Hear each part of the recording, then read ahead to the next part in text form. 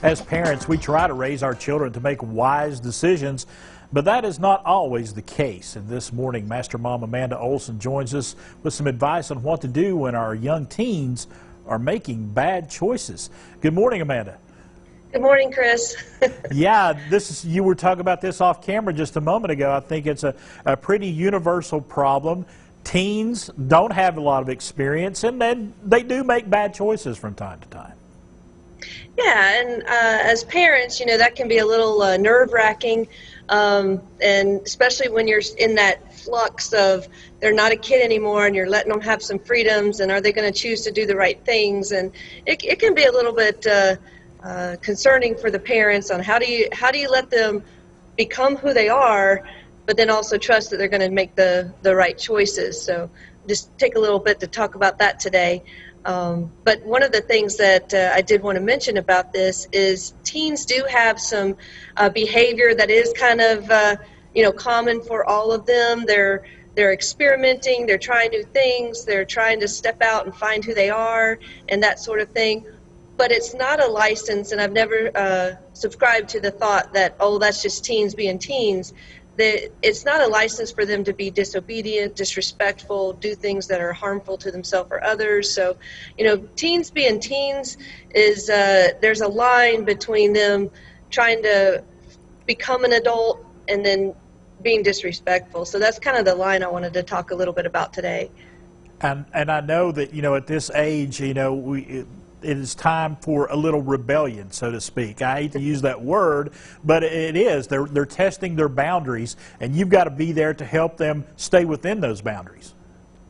Yeah, and my advice for parents in this situation is that instead of, and it's human nature, we want to lecture or say, why did you do that? Or, don't do that, without necessarily taking the time to sit and talk to them and have a discussion. And one of the easy conversations to have with your teen when you see them kind of maybe hanging out with friends that don't have the same life values that you do or are engaging in some behavior you're not comfortable with is to just sit down and say, hey, if you had a friend that was about to do something that was going to really hurt them, like, go into a fast-running river or jump off a cliff, wouldn't you give them a warning, and that's what I'm trying to do with you.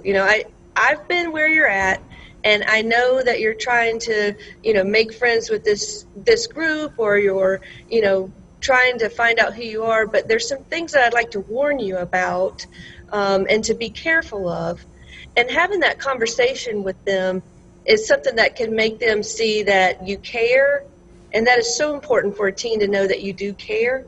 And when they find themselves making a choice, hopefully those words will come back and they'll trust that you do know what you are talking about. And they'll say, maybe this is that cliff Mom or Dad were talking about and I need to back off a little bit. So just giving them those words before they have to make those choices is a really good idea.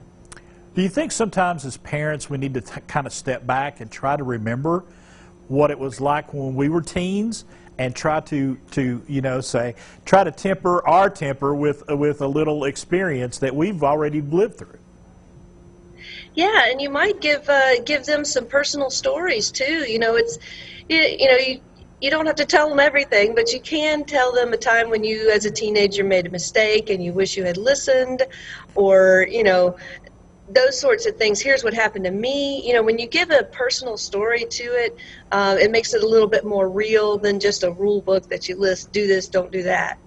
And the other thing is when they do make a mistake, because they will, yeah.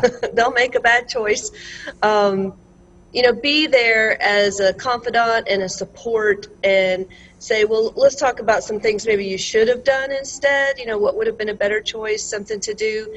And then that way when the situation comes back up again, they have some tools to be able to make the right decisions. And in the process, they learn that they can trust you when they do mess up. And I started to say having that trust between a parent and a child, so very important. And I also think because, I have two children, it is important to remember that all children are different. They're their own individuals, and you got to treat them differently. You got to each situation doesn't have one blanket solution. No, not at all. I mean, if you have more than one child, you know that that's absolutely true. You know, what worked for one is not going to necessarily work for another. You do have to take each child as an individual and be prepared for that. All right. Amanda Olson, thank you so much for taking some time with us. This is a pretty universal situation that all of us as parents find ourselves in, and we appreciate you taking the time today. Absolutely. Thank you, Chris. All right, Master Mom Amanda Olson. We got AskMasterMom.com right there on the bottom of the screen. It is Olson's Martial Arts Academy. They're located right here in downtown Johnson City. There's the websites. If you've got questions, check out those websites. She's got some answers. And we'll be back with more Daytime in just a few moments.